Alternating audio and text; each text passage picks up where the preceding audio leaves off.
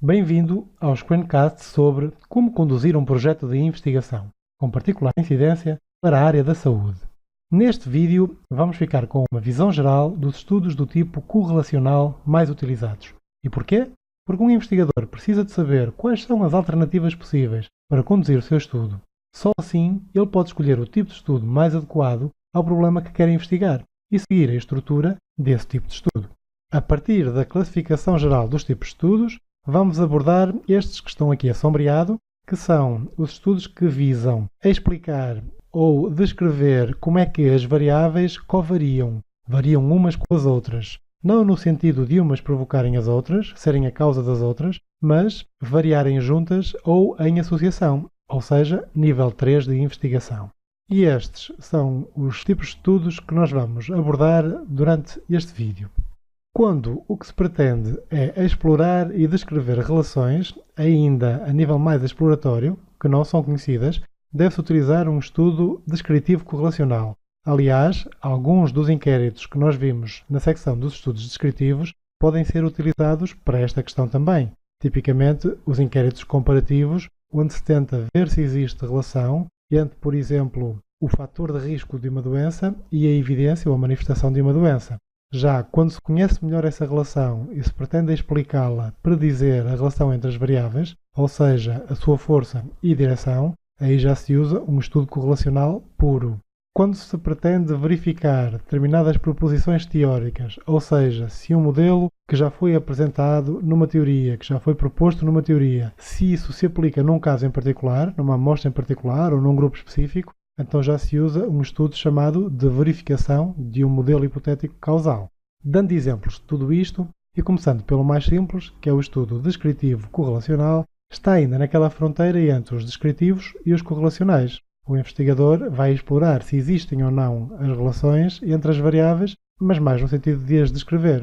Aqui usam-se tipicamente questões de investigação, como é o caso desta que aqui está, e não hipóteses. Por exemplo, quais são os fatores associados à utilização do preservativo entre os adolescentes do secundário? O que é que está associado ao uso do preservativo? Quais são os fatores? Será o receio de contrair doenças venéreas? Será o facto de não pretenderem engravidar? Quais é que são os fatores que estão associados? Qual é o peso que eles têm neste comportamento dos adolescentes?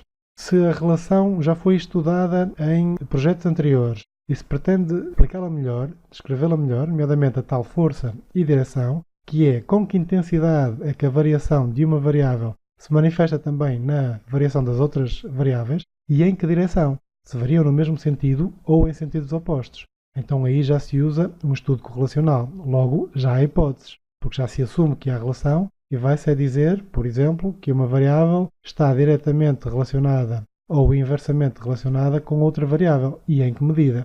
Elas variam simultaneamente, mas não numa relação de causa e efeito. Aqui não há manipulação. O investigador não manipula nada. Por exemplo, qual é a influência da autoestima sobre o esgotamento profissional? Já sabe que elas estão relacionadas porque isso já foi estudado. Mas o investigador não pode manipular a autoestima, não pode colocá-la em alta ou em baixa e também não pode provocar o esgotamento profissional dos sujeitos. São algo simplesmente observável e não manipulável. No entanto, como já foi estudado e sabemos que há relação, podemos explicar melhor qual é que é a força e a direção dessa relação. Neste caso serão inversamente proporcionais, com certeza. Quanto mais alta a autoestima, menor a probabilidade de vir a sofrer de esgotamento profissional. E pelo contrário, quanto mais baixa a autoestima, maior a probabilidade de vir a sofrer de esgotamento profissional. Mas com que força é que isto acontece?